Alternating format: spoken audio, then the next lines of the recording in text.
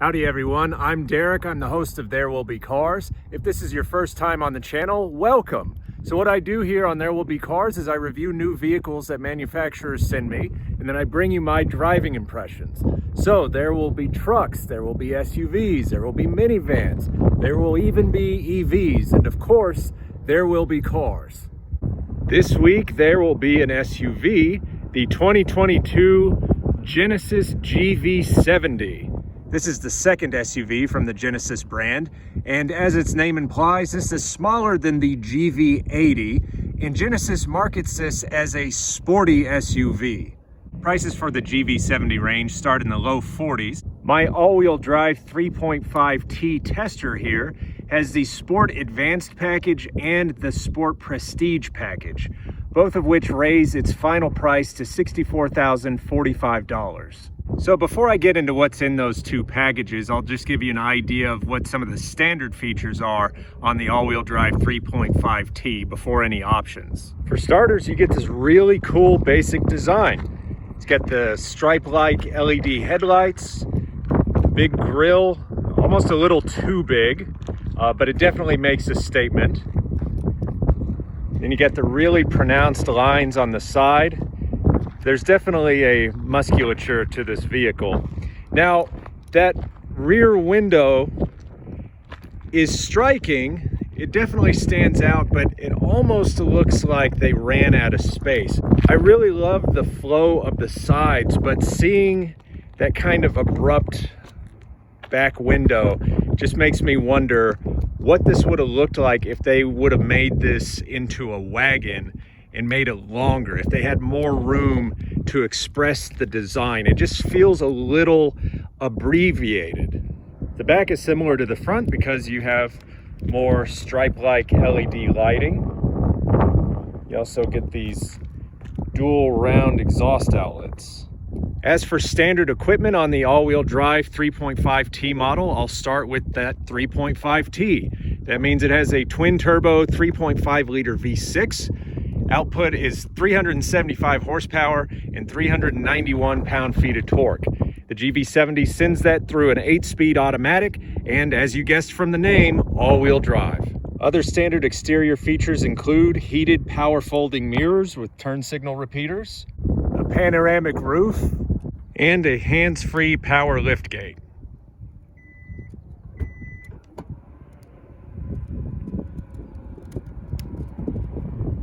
The GV70 all-wheel drive 3.5T comes with a long list of standard interior features, so I'll give you the highlights right now. For starters, you have a 16-way power driver's seat with an extendable thigh bolster, a 12-way power adjustable front passenger seat, heating and ventilation for both front seats, a power tilt and telescoping steering wheel,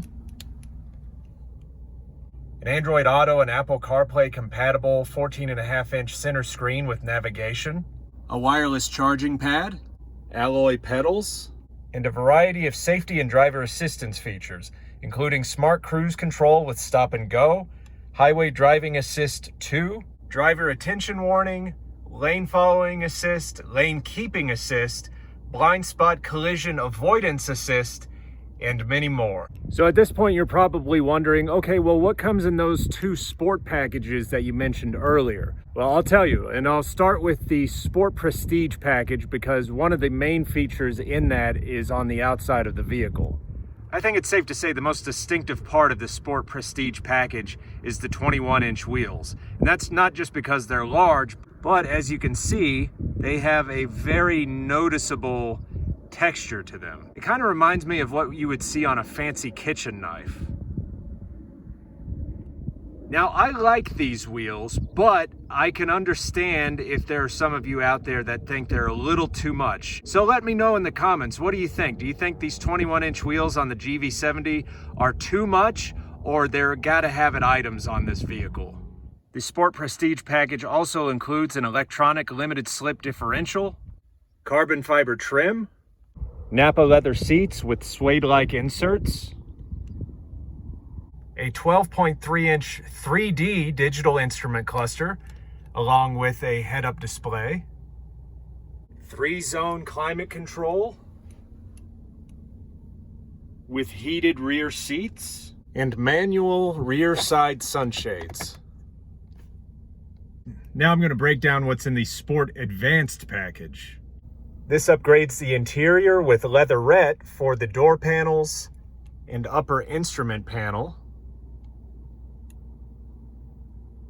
along with a suede-like headliner, a heated steering wheel, a Lexicon 16-speaker audio system, the surround view monitor with the blind spot view monitor.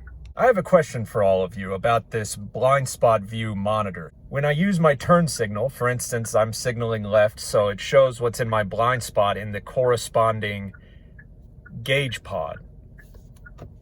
And then when I signal to the right, it uses the right side of the gauge cluster. That does give you another perspective on what's around you. To me, it makes more sense to have my head up higher, closer to the line of the road than looking down in the gauge cluster. I find this to be something I could live without. But what do you all think? Is this something that you would use? If you have a Genesis vehicle or a Hyundai vehicle with this technology in it, is this something that you use regularly? Let me know in the comments below. Remote smart parking assist to get in and out of tight spots and more. Now that I've shown you my GV70 tester's standard and optional equipment, I just want to give you a more general tour to show you some of my favorite features. For starters, I love the color palette. I'm usually not into black and red, but what I like about this is since you have the silver exterior, you have this pop of red on the inside. And to me, I think they struck a great balance as far as the shade. It's bright enough to be noticeable, but it's subdued enough not to be retina searing. And then you have all of this metallic trim, the speaker grill right here, all of the switches and everything have this nice metallic finish to them. And then on certain controls, you have this sort of knurling as well, just to give it some texture and to give you some grip. And if you read the press release that Genesis issued for the GV70, they took inspiration from airplane wings for part of the interior. And you can probably guess where they used that inspiration. There's just this slim, graceful taper to certain areas inside here. And the control stalks are largely plastic, but then you do have these metallic caps at the ends that just elevates them a little bit. And I touched upon these 3D gauges earlier. So it's kind of silly to me that they've made them 3D because the most 3D gauges you can get are analog gauges. They are literally three-dimensional. But I understand why they went all digital because this is more configurable.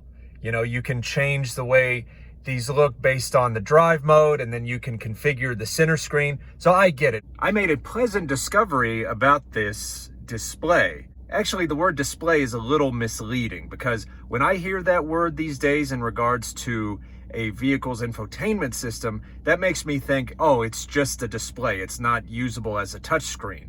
And given how this is recessed back from the front of the top level of the dash, just looking at it, I thought, oh, okay, this is not a touchscreen at all. You have to use this puck down here exclusively. But I was pleasantly surprised to discover you can use it both ways. It has this puck as a redundancy. So if you want to use this, you can. But if you just want to use this as a touchscreen, you can do that as well. It's just not as conveniently placed as it could be. When it comes to infotainment, you have a variety of options. So you can use Sirius XM, AM, FM radio, of course. You can listen to your own music on your phone. You can also listen to sounds of nature, such as calm sea waves,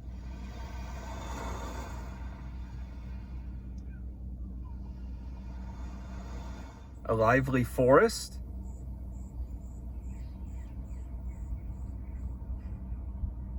a rainy day, an open air cafe, a warm fireplace,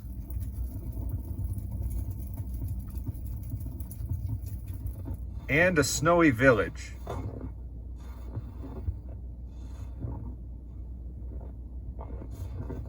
If that's not relaxing enough, you can hit a button on the side of the driver's seat and bring up this Ergo Motion seat menu. So right now, I have it set to pelvic stretching on the seat bottom. I push it again, it does lumbar stretching on the backrest, and then I hit it again and it does both at the same time. Further down, you have this very slim row of HVAC vents. And as you can see, you've got ambient lighting in certain areas. And of course, you can adjust the color. I have it set to lapis blue. Find that nice and calming at night, and it provides a nice contrast to the red. Right in the middle here, you have your main HVAC control. So you have these nice large dials for the front climate zones. And just like in other areas, they have this knurled ring to them that makes them a little flashier and a little easier to grip. You also have your heated and ventilated seat controls, and then your fan split. As slick as this looks, I don't like the fact that they put almost every major control for the HVAC system in a touch screen. It's hard to develop a sense memory for where everything is. Like with these dials, you can reach out instantly and know what you're touching, but all of this, it's just in the screen. So it's very slick and techy and modern, but I wouldn't have any objection to more physical buttons for some of these controls. Speaking of physical buttons, there are some for the main menu items. So if you want to bring up the map, you have a physical direct button for that. Same with nav, your favorites, the radio, your media, and then your setup options. Right here you have your parking sensor controls. With this you can change the drive mode, so I'm going to hit up on that. You've got a snow mode, which is even better because you have all-wheel drive. You have an eco mode, and as you can see, it changes the gauge display. Comfort, sport, red of course, and since this has one of those sport packages I mentioned earlier, this GV70 also has a Sport Plus mode. There's also custom so that you can configure certain parameters to your liking. And speaking of sound, you can actually configure that as well. So right now I have it off, but you can change that to one of 3 other levels. You're probably not hearing what I'm hearing, but I could hear a change by going to that top option there. There you go. You can also configure what the head-up display shows. Just go to content selection, and as you can see, you can get a bunch of different readouts in that head-up display right there. In fact, when you're on the highway, it'll show you little icons, like red icons, to show you that somebody's in your blind spot. And if there's people in front of you, it's got little icons. It shows a bunch of different things. At times, it can be a little hard to keep up with. It can almost be a little overwhelming. One issue I have with this layout is, as you can tell, there are no high-mounted volume or tuning controls, which I typically prefer. Those are in the middle here. But what I like about this setup, even though it's not high-mounted, it's pushed forward. It's not all the way down here the way it can be in certain Mazda vehicles. So on the left, you have more knurled finish here for the volume control, and then your tuning control right here. So it's far enough forward to where I find it convenient, and of course it's convenient for the front passenger. Then you have your main menu controls here, and this puck that you can use to navigate to and select certain things on the main display. Then right here you have the auto brake hold feature, so if you don't want to keep your foot on the brake when you're at a stoplight or a stop sign, you just engage this before you set out, holds the brake for you. You want to leave, you just press the throttle and get going. Then right here you have this really nice selector dial for the 8-speed automatic transmission. And of course you have covered storage in the center console.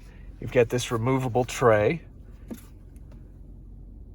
It's a little on the small side, but if you don't mind persuading some of the items that you put in here, you can store a useful amount of stuff. And a couple of cup holders right here. This flip-up compartment with more metallic trim holds 3 charging options. So you've got different USB ports right there, and then you have this light right there to tell you when your wireless phone charger is on.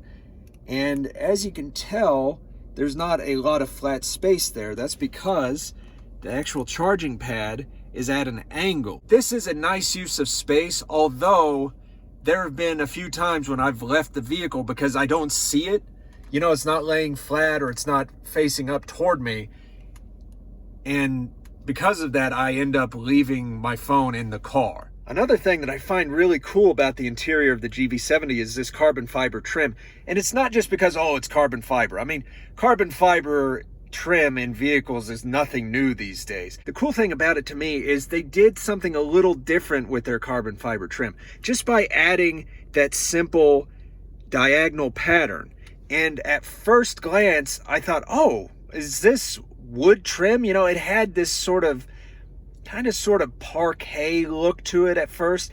Just with a quick glance, it was unexpected. They made it stand out when it's not exactly commonplace these days, but not as exotic as it used to be. What's really nice about the front passenger seat is, of course, it has its own power controls for the person sitting in the seat. But as the driver, if you, for some reason, need to move the seat out of the way, you can do that. So you can move it forward and adjust the angle of the seat back.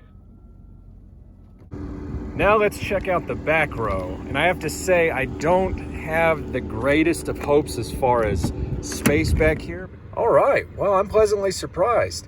As you can see, there are carve outs in the back of the front seat, and I've got plenty of room back here. I also have a grab handle, overhead lighting, and those manual side sunshades I told you about earlier. There's a couple of vents on the back of the center console here. Got my fan speed controls, also heated seat controls. I can adjust the fan split and of course the temperature. Also have a couple of USB ports and a wall plug.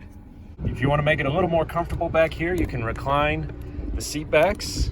As you can tell, this side has already been laid back a little bit. And then right here is a folding center armrest with a couple of cup holders in it.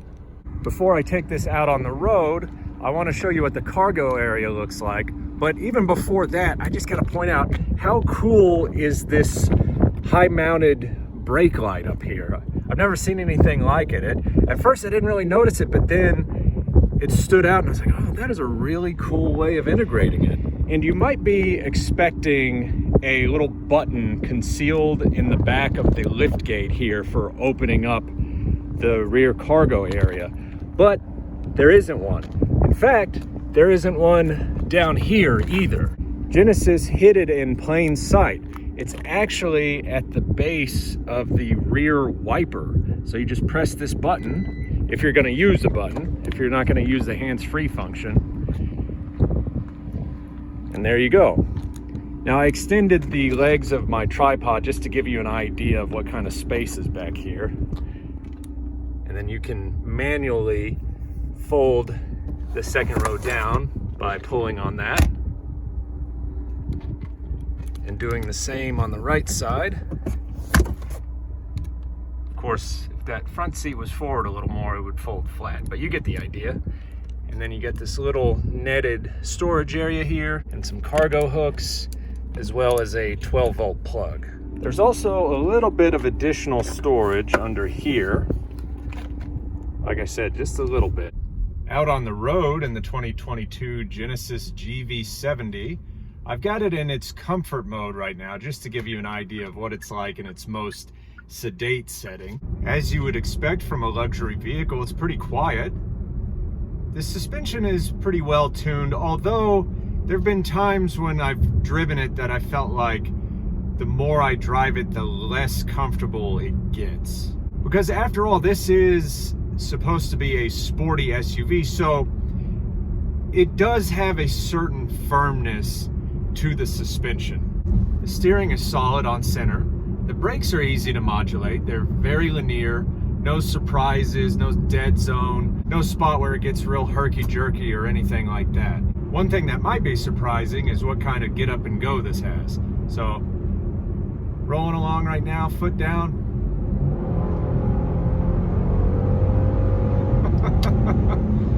Yeah, you got 375 horsepower and all-wheel drive. It's as potent as you might expect it to be. 20 miles an hour, foot down. it's got a nice buck from the transmission. Woo! Yeah, this thing is pretty gnarly. And I think that's important in a vehicle like this. Obviously, if it's marketed as a sporty vehicle, you want ample power. But I think that's even more necessary when it's a high-end sporty vehicle. You know, because luxury upscale vehicles, part of what makes them luxurious is the fact that you have plenty of power. You don't have to wait. You don't have to feel as if, you know, you've missed out. Now, one thing I'm curious about, I've not had a chance to do this, is how this performs in Sport and Sport Plus mode out on the curves. Yeah, but brakes, turn it in. Pretty steady. Definitely feel the additional steering weight.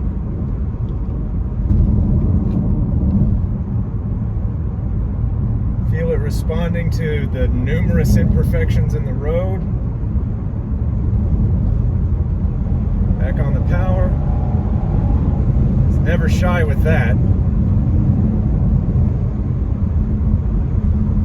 Yeah, it feels solid, you know, going over heaves in the road, bumps in it. I mean, it is not losing any of its composure. Now I've turned the active sound design, which is the engine sound effects, to the maximum level. So let's see if we can pick up on that. Oh yeah.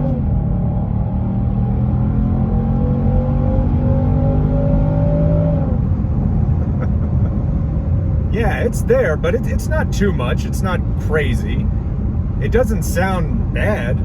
You know, I was expecting worse. Ultimately, I gotta say, even with the two sport packages that my GV70 tester has, the GV70 doesn't put a smile on my face the way certain other high-powered luxury vehicles can, like certain BMWs, for instance. But that's not necessarily a bad thing, because this is a satisfying vehicle to drive, but just in a different way. I don't use this expression, but it does come to mind in this case. The thinking man's sporty luxury SUV. Driving this quickly through curves and turns doesn't make me hoot and holler. You know, it's not like that.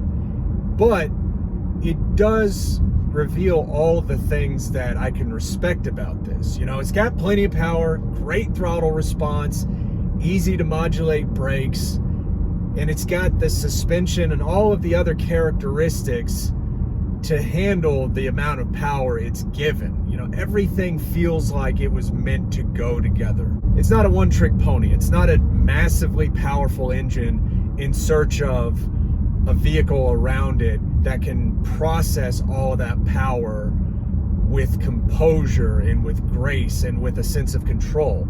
You know, everything goes together. Okay, everyone, that is it for my time with the 2022 Genesis GV70. If you liked what you saw, please go ahead and click the like button below. If you're not a subscriber to There Will Be Cars already, please go ahead and become one. Just click the subscribe button, tap the bell to get notifications about future videos, and there will be plenty more to come. Next on my schedule is the 2022 Lexus LX600 Ultra Luxury. So I hope you're here to see that one too. Thanks for watching.